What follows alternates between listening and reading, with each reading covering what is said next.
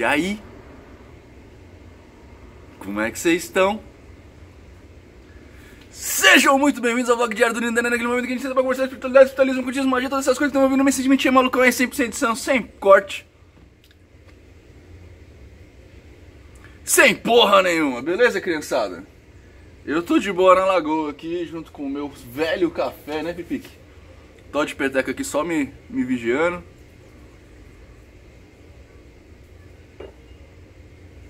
Terça-feira hoje, hein? Ontem... eu sempre zoei meu pai quando eu era mais novo, né? Quando eu era novinho. Eu sempre zoava meu pai. Eu chamo eles de velhos até hoje, né? Tanto meu pai quanto a minha mãe. E eu falava, olha, 30 anos é a idade limite. Quando você tem 29, você é um adulto. Com 30 você passa a ser velho, né? Eu sempre falei isso e meu pai sempre falava quando eu era pequeno, uma hora você vai chegar lá, e eu quero ver você falando isso, não sei o que lá. Eu já tenho um pouco mais de 30, tenho 36, eu acho. 81 para 86, vou fazer 87 esse ano. Vou fazer 37 esse ano. E eu vou falar um negócio, eu estava certo, com 30 anos você já é velho, porque olha, com 30 anos, a partir dos 30 meu corpo começou a dar pau, assim, tipo... eu não consigo mais fazer nada do que eu fazia, sabe? E ontem, sei lá o que aconteceu, que eu dei um mau jeito no ombro, velho. Que quando eu estico o ombro, me falta o ar, pra você ter uma ideia. Quando eu tento fazer alguma força, com levantar alguma coisa com o braço esquerdo, me falta o ar, de tão doendo que tá, cara. Enfim. Coisas de velho, né? Vamos para as perguntinhas aí, ó, de vocês. Nino, um assunto interessante seria o CERN. O CERN realmente é um assunto bem interessante. Mas não pra mim, porque o CERN é do campo da física, né? E os portais que estão sendo abertos, qual a natureza desses seres que estão vindo para a Terra?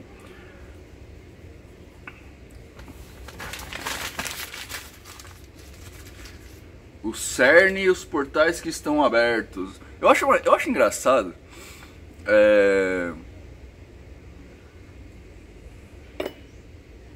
Que não há dúvida nessa pergunta. Vocês repararam? A pessoa que me fez... Pessoal, eu tô avaliando, mas não tenha mimimi comigo, tá? Mas a pessoa tá avaliando como se fosse realmente verdade que alguns seres estão vindo para a Terra por causa do CERN. Ele não tem dúvida disso. A dúvida é que tipo de seres são, mas que há seres, isso não tem dúvida. Pessoa, não tem nada disso, não. O CERN, para quem não sabe, o CERN é o grande colisor de hadrons, né? Acho que é a maior estrutura humana construída na modernidade. Enfim, ele tá embaixo da França, Suíça, sei lá, tá pra aqueles lados lá, ele pega vários países, ele é uma rosquinha gigante, assim, que ele tem um único objetivo, colidir partículas, né, é um colisor de partículas. Ou seja, ele pega lá a partícula Todd e a partícula peteca. Aí o que eles fazem? Eles pegam essas duas partículas e jogam no colisor de hadrons. E esse colisor, ele tem uma série de magnetos em níveis diferentes e com potências diferentes que ele faz esses dois essas duas partículas se acelerarem. E aí, em determinado momento, as duas partículas colidem e aí eles observam o que acontece ali. Isso é... Um dos primeiros objetivos, não é o único, mas um dos grandes objetivos para se construir um colisor de partículas é tentar compreender o que aconteceu nos primeiros momentos do nosso universo, ou seja, simular um Big Bang, né? E a partir daí você tem outras implicações, porque, por exemplo, você consegue acelerar colidir duas partículas para produção de energia, em vez de você usar energia nuclear, por exemplo, você colide dois átomos, isso daí é vendável.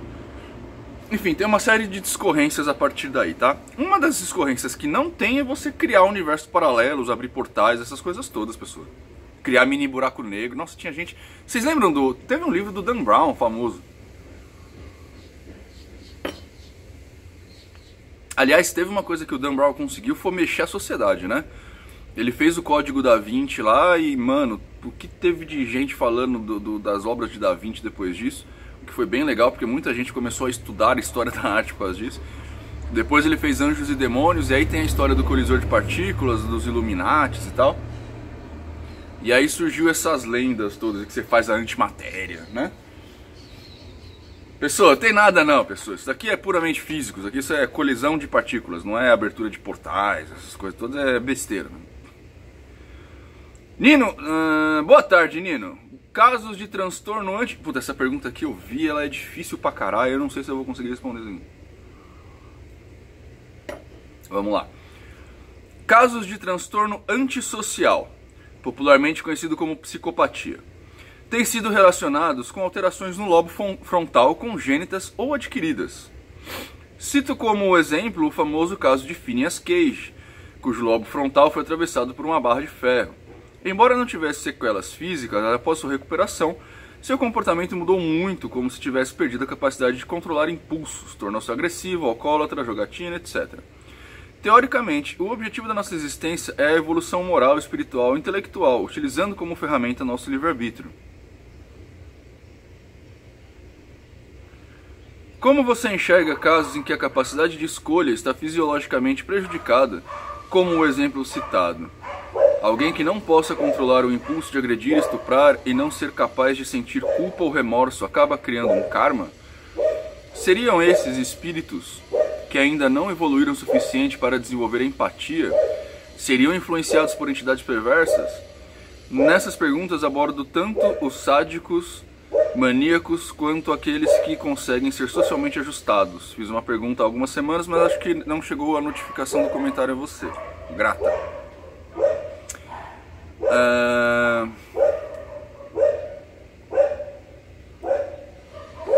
É uma pergunta muito interessante.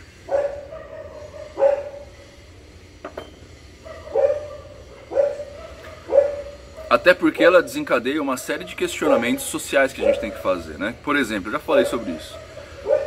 Há um tempo atrás tinha um senhor aqui no Brasil, não lembro agora em que localidade que era, que ele se masturbava no ônibus. Ele se masturbava no ônibus e ele foi pego tipo umas 20 vezes por causa disso, não foi uma vez só. Que ele foi pego, né? Sabe-se Deus quantas vezes ele fez, mas ele foi pego 20 vezes. Na 20ª ele foi assassinado, né? O Pirula levantou até essa questão num dos vídeos dele, ele falou, será que esse cara não tinha um tumor cerebral? Porque dependendo da região onde o tumor acontece, ela pode... Ele pode te dar comportamentos estranhos, inclusive sexualmente não aceitos. E a cura para esse caso é uma intervenção médica, não a prisão. Então eu acho que suscita muitas perguntas. Eu tenho, confesso a vocês, certas curiosidades sobre isso. Porque eu também, eu não tô confortável. Desculpa. Eu não tô confortável com as respostas que as diversas doutrinas nos dão. E não só esses casos. Por exemplo, aqueles casos de pessoas com síndrome de Down, por exemplo, né? São pessoas que têm uma vida normal até, dependendo da gravura da síndrome de Down, das sequelas, né? Mas algumas pessoas conseguem até estabelecer um padrão de vida ok até. Mas ainda assim, esse padrão de vida está prejudicado pela falta da ferramenta perfeitamente saudável, vou dizer assim, do cérebro, né?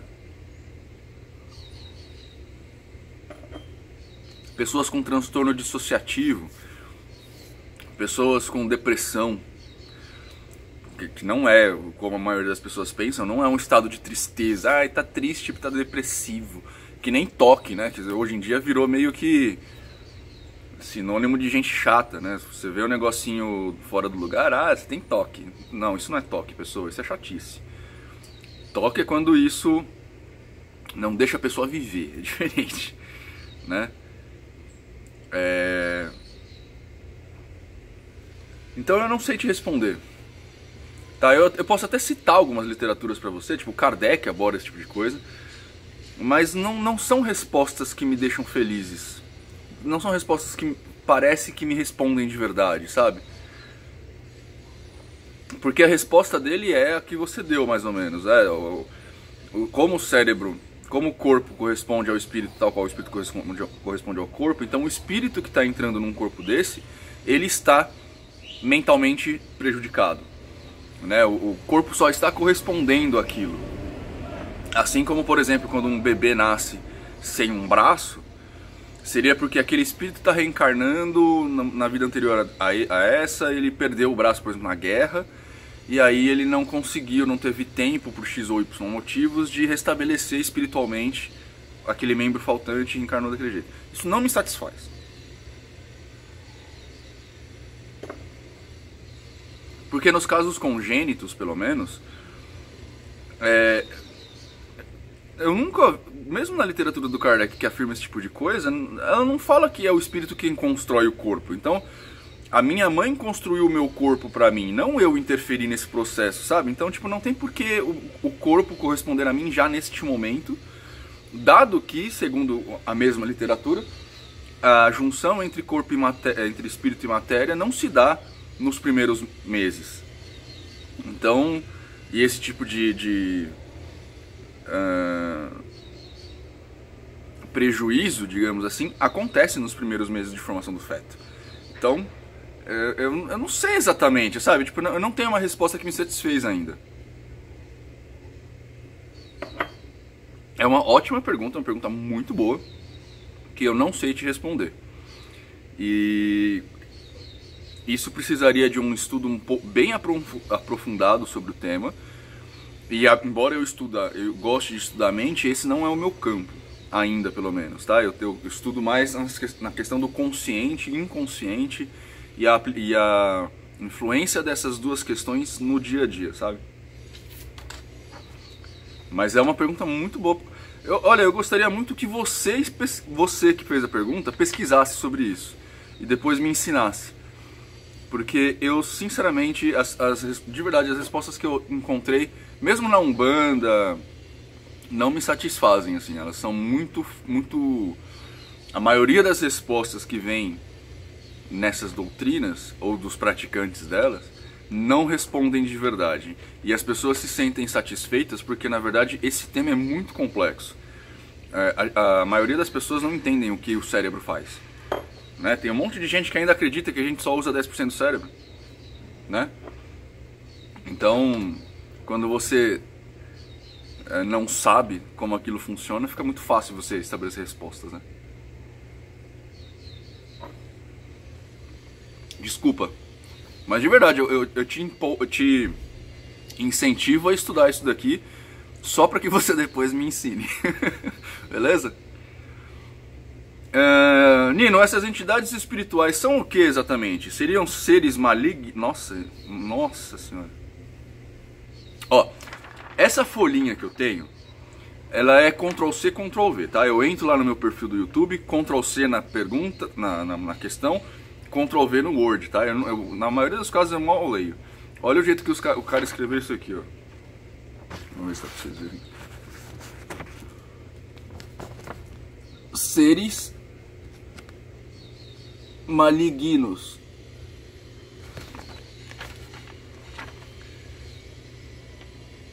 Pessoa, são seres. S-E-R-E-S.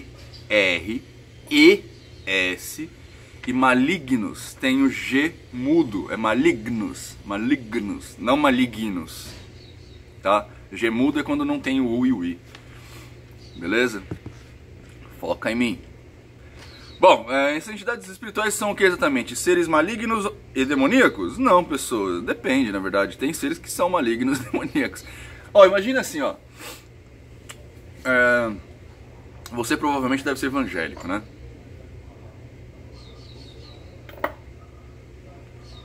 ou de alguma doutrina protestante. Por que eu estou chutando isso? Porque essas doutrinas, elas recorrem o tempo todo num erro que é muito comum no ser humano, tá? Então é um erro que eu chamaria de intuitivo, tá? Que é o quê? Existe preto e branco, bem e mal, bom e ruim, alto e baixo. Quando na verdade não é bem por aí, tá? Existe bem e mal? Existe, mas existe uma gama de coisas no meio desse caminho aí que a gente não pode nem chamar em determinado momento de bem, nem determinado, sabe, de mal. Imagina assim, ó, pega a sociedade brasileira, a sociedade que está em volta de você, as pessoas que você conhece, tá? Dentro dessas pessoas, você pode falar que todos eles são pessoas boas. Mas entre essas pessoas, existem aquelas pessoas que, por exemplo, fariam gato na TV a cabo, que roubam o Wi-Fi do vizinho, que sonegam imposto em algum nível, que cortam fila no banco, que não deixam pessoas mais idosas, não dão lugar para pessoas mais idosas no transporte público. Todas essas questões, claro, diversas outras, são pequenos atos de maldade dentro dessa pessoa boa. Então ela já está maculada pelo mal. Entendeu? Beleza. E isso, inclusive, acontece em diversos níveis diferentes nessas pessoas que estão em volta de você. Então tem pessoas que são mais... tem pessoas que são mais arrogantes do que outras pessoas são. Dentro do seu grupo que você conhece, tá? Tem pessoas que são mais vaidosas, menos vaidosas. Tem pessoas que são mais cristãs, tem pessoas que são menos cristãs. Tem pessoas que são... Sacou? Quando a gente está falando de uma sociedade espiritual, quando a gente está falando do mundo espiritual, é um reflexo disso. Ou seja, a gente vai encontrar dentro do mundo espiritual pessoas extremamente más. Não são pessoas... dificilmente você vai achar alguém 100% mal, tá? Assim como, por exemplo, você pode entrar na favela X lá do Rio de Janeiro, o traficante mais motherfucker, que você vai ver, é um cara que mataria o vizinho dele. Só que ainda assim ele deve ser bom pra família dele, sabe? Deve tratar o filho dele com carinho, a mulher dele, entendeu? Então ele não é 100% ruim também. Lógico que isso não justifica os atos maus. Eu tô tentando explicar pra você que você pode pegar, na verdade, eu queria um galhozinho, não tem um galhozinho? Uma folhinha aqui, ó. Você pode pegar isso daqui, ó, e falar, ó, aqui nessa pontinha mais fina é o bom, nessa pontinha mais grossa aqui é o mal. Então, o homem, ele transita aqui, ó. Então, aqui seria 100% mal, aqui seria 100% bom. Então, ele vai transitando aqui, ó, tá vendo? Esse traficante, ele pode ter momentos de maldade, mas ele ainda tem um pouquinho de bondade. Quando você vai para o mundo espiritual, você encontra pessoas do mesmo jeito. Pessoas que são boas, que são, na maioria dos casos, bons, pessoas que são, na maioria das vezes, más, pessoas que são neutras, pessoas que são... Entendeu? É isso, não é... O mundo espiritual pega a nossa sociedade aqui e faz... Pronto, é um mundo espiritual. É isso, tá? Como a gente tem pessoas boas, pessoas ruins, pessoas arrogantes, pessoas íntegras, pessoas corruptas, tem tudo isso lá. Beleza? Última de hoje. Olá, Nino. A mediunidade pode ser passada de pais para filhos? Pessoa que perguntou isso, lá na sua pergunta mesmo, uma pessoa já deixou uma resposta para você. Só que ela deixou a resposta do jeito que eu mais odeio. Desculpa a pessoa que fez isso, eu sei que você fez a maior das boas intenções, tá? Mas eu odeio quando fazem isso, cara. Nossa, eu tenho vontade de esganar a pessoa, assim, de jogar no bueiro, tá ligado? Porque parece que você tá fugindo do assunto e não respondendo. Tipo, você pega uma citação de um livro e cola. Sacou? Eu não gosto. Se você quer responder um negócio, responde e pode falar de acordo com o parágrafo tal do livro tal. Ok, beleza, puta, legal pra caralho. Agora, quando você pega uma chupinha, o negócio do livro, cola lá, parece que você tá sendo... eu tô sem tempo, vou fazer um negócio aqui, sabe? Não é legal. Enfim. Fora que muitas vezes fica mais difícil ainda de entender, porque essa chupinhada tá descontextualizada. Enfim, mas enfim. No fato é assim, ó, todos nós somos médiums. Tá? Eu não... faculdade mediúnica, ela não é passada de pai para filho, porque você já é médium, naturalmente. O que a mediunidade é? A mediunidade é um mecanismo de comunicação do espírito.